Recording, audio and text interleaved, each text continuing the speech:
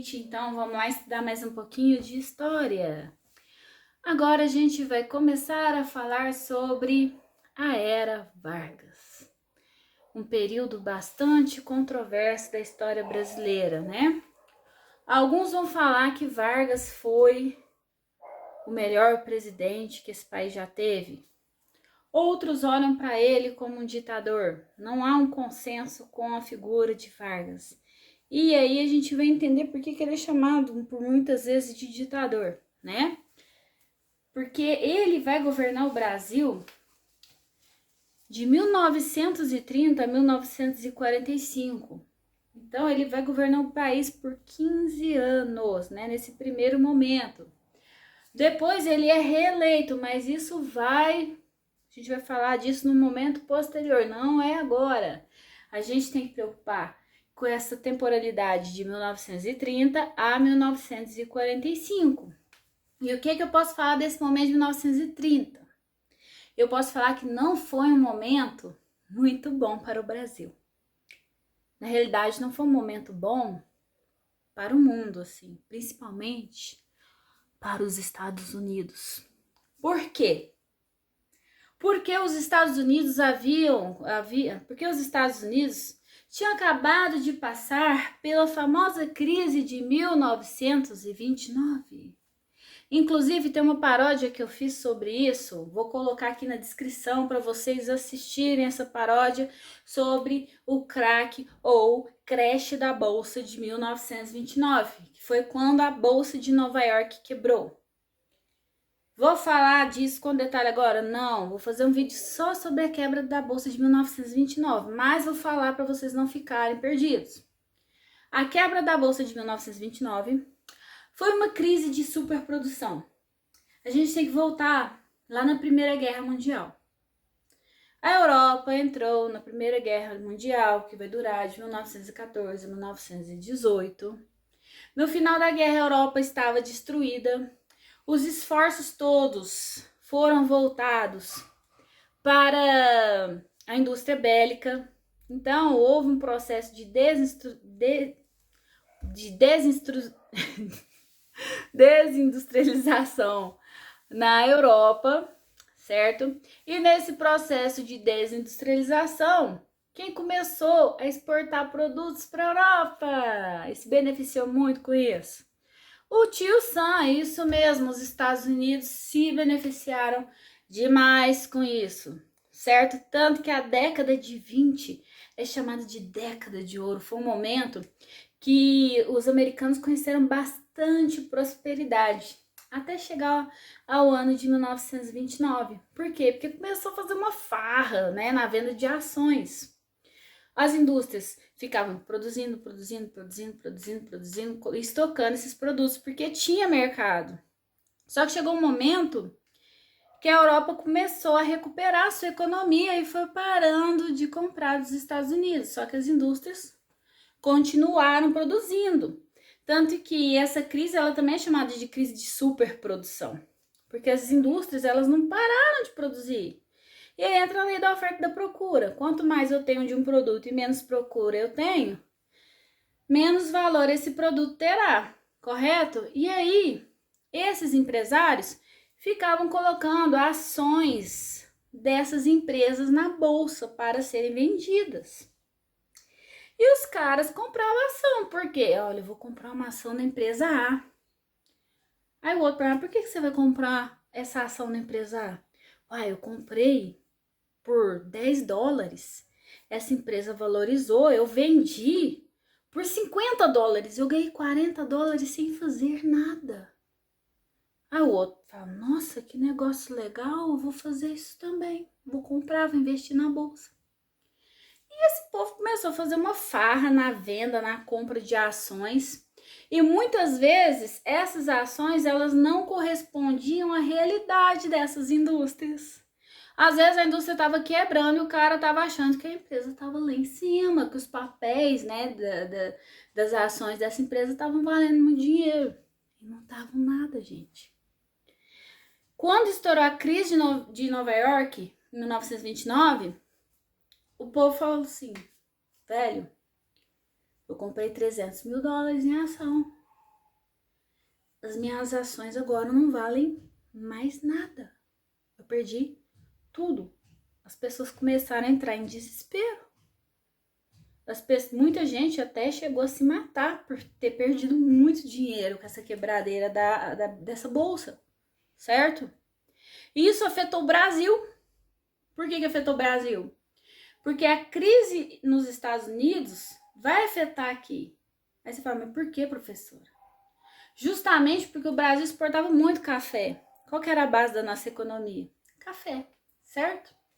E a gente exportava muito café para os Estados Unidos. Os Estados Unidos falaram, olha, tá na hora de cortar o supérfluo. Café é supérfluo. Certo? Para algumas pessoas, né? Para outras é essencial, como para mim é essencial. Mas para os Estados Unidos era supérfluo. E aí parar de comprar café do Brasil. E os cafeicultores falam, nossa, meu Deus do céu, e agora o governo tem que nos socorrer. Ou seja, 1930, gente, foi um período conturbado para a economia do país. E períodos conturbados economicamente geram crises políticas também. O nosso principal comprador parou de comprar café. Milhões de sacas ficaram aqui. O preço despencou mais de 50%. Além de perder esse poderio econômico, né, porque perderam dinheiro, esses fazendeiros, eles perderam também poder político. Por quê? As principais oligarquias do país pararam de conversar, tá? Quem que eram essas duas oligarquias tão importantes naquele momento? A oligarquia de Minas Gerais e a oligarquia de São Paulo pararam de conversar. Porque eu não sei se vocês sabem, tá meio em desuso esse termo, né? Mas, durante muito tempo, os livros de história trouxeram essa aliança como aliança do café com leite. Que era o quê? Um mandato. São Paulo escolhia quem seria o presidente. O outro mandato, Minas Gerais indicava quem seria o sucessor. E assim sucessivamente. Só que em 1930, a oligarquia de Minas e a oligarquia de São Paulo não estavam conseguindo se entender. E aí, o Washington Luiz, que era o presidente naquele momento, ele era da oligarquia de São Paulo. Então, por essa lógica, né? Quem deveria ser indicado? Alguém de Minas Gerais. Só que São Paulo falou, nananina não. Agora vai ser indicado um cara aqui de São Paulo de novo. Vai ser o Júlio Prestes. E os mineiros ficavam, mas what? Né? Como assim? Tem que ser um mineiro, não um paulista? Mas os paulistas falaram, não, agora vai ser do PRP, Partido Republicano Paulista, vai ser o Júlio Prestes que vai suceder o Washington Luiz. Os mineiros ficaram extremamente insatisfeitos. E aí se uniram a outros dois estados, que era o estado de Rio Grande do Sul, né? Rio Grande do Sul, e o estado da Paraíba, formando assim as meninas, não, brincadeira, formando assim a Aliança Liberal, certo? Então, vamos lá, Aliança Liberal composta por Minas Gerais, Rio Grande do Sul e também Paraíba, lançando como candidato à presidência o gaúcho Getúlio Vargas e o paraibano João Pessoa. Dentre as propostas da Aliança Liberal estavam leis trabalhistas, né, criar leis trabalhistas, o voto secreto e incentivos às indústrias. Propostas interessantes, né? Quem ganhou a eleição? Júlio Prestes ou Getúlio? Júlio Prestes ganhou as eleições. A Aliança Liberal aceitou esse resultado? Não, tipo, claro, tudo certo. Não, gente, não aceitou esse resultado. E esse quadro de não aceitar o resultado foi agravado quando João Pessoa foi assassinado, tá? Ele foi assassinado lá na Paraíba no dia 26 de julho de 1930. E aí foi uma escarcéu, né? Ah, mataram João Pessoa e a culpa é não sei de quem. começou todo um reboliço em torno disso aí, dessa questão do assassinato. Começou uma luta armada no Rio Grande do Sul, passou para Minas Gerais. Os militares lá no Rio de Janeiro depuseram o Washington Luiz e entregaram o poder a Getúlio Vargas. Chegando ao poder, o que é que o Getúlio Vargas faz? O Getúlio Vargas fecha o Congresso. O que é o Congresso? O Congresso é composto de 2 câmaras, né? Deputados e senadores. Ele fecha o Congresso e fecha também as câmaras estaduais e municipais. Fechou, então, o legislativo do país, certo? Para além disso, suspende a Constituição de 1891. Retira do poder os presidentes de estado. Quem era os presidentes de estado? Hoje é conhecido como governador, tá? Retira os presidentes de estado e coloca interventores de sua confiança. Ou seja, começou autoritário o negócio aí. Por que que ele fez isso? Os presidentes de estado, em geral, eles se elegiam com o apoio dos coronéis, com o apoio das oligarquias. E o Getúlio Vargas, ele queria justamente enfraquecer o poder dessas oligarquias. Então, retirando esses governadores, em tese, ele não teria que negociar com essas oligarquias, porque ele colocava pessoas de sua confiança, conhecidas também como interventores. Guardem isso aí no coração, na cabeça, não esqueçam, tá bom? Aí entra outra questão. São Paulo, gostou? Júlio Prestes, que era o candidato, não assumiu. Washington Luiz foi deposto. Getúlio Vargas entrou na presidência. O pessoal de São Paulo ficou muito nervoso, ficou revoltado. E aí começou a famosa Revolução Constitucionalista de 1932, certo? Que pedia a elaboração de uma Constituição para o país. Olha, cara, você revogou, você suspendeu a Constituição. O país não pode ficar sem a lei maior. Nós queremos uma Constituição, nós queremos uma organização nesse negócio aí, né? Como assim? Não vai ficar assim, não. Exigiram a nomeação de um interventor civil e paulista para o Estado. Olha, nós não vamos aceitar aqui você colocar um interventor no nosso estado, nós queremos alguém de nossa confiança. O Getúlio Vargas falou, tá, vou nomear um advogado paulista. Nomeou Pedro de Toledo, certo? Só que as exigências continuaram. Olha, nós queremos uma Constituição.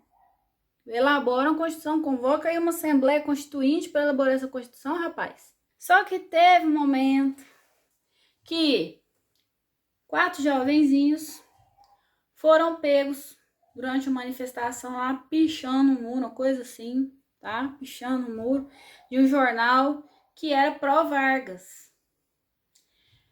Martins Miragaia, Drauzio e Camargo, tá? Esses rapazinhos morreram durante essa manifestação e se tornaram símbolo do movimento pró-constituição, da Revolução Constitucionalista, né? O movimento que homenageou, né, esses jovens que morreram foi batizado de MMDC, que é a inicial, né, dos nomes dos meninos, né? Martins, Miragaia, Drauzio e Camargo. Em 9 de julho de 32 começou uma movimentação, né, de tropas por parte do governo federal, cerca de 30 mil homens. Por parte do estado de São Paulo, principalmente pelos servidores públicos, policiais, várias pessoas se engajaram dentro desse movimento, inclusive algumas pessoas doando ouro, né, para que se comprasse armas, né? Algumas indústrias, inclusive, começaram a fabricar material para a guerra. E teve início o embate, São Paulo foi derrotada, mas se considerou moralmente vitoriosa. Por quê? Porque o governo não queria mais se indispor. Cansou dessa briga, né? Falou, eu não vou me dispor mais pessoal de São Paulo. Getúlio Vargas decidiu convocar uma Assembleia Constituinte, por isso que eles se consideraram moralmente vitoriosos. Eles conseguiram, né, obter o que eles queriam, que era a convocação para essas eleições de uma Assembleia Constituinte para que uma nova Constituição fosse feita para o país. Eu vou parar por aqui, pessoal, mas continue acompanhando o canal. Tem vídeo novo na próxima semana, tá? Vamos acompanhar o canal, vamos estudar a história, ainda mais nesse momento, né, de quarentena, é importante. Se cuidem aí, juízo, e fiquem com Deus.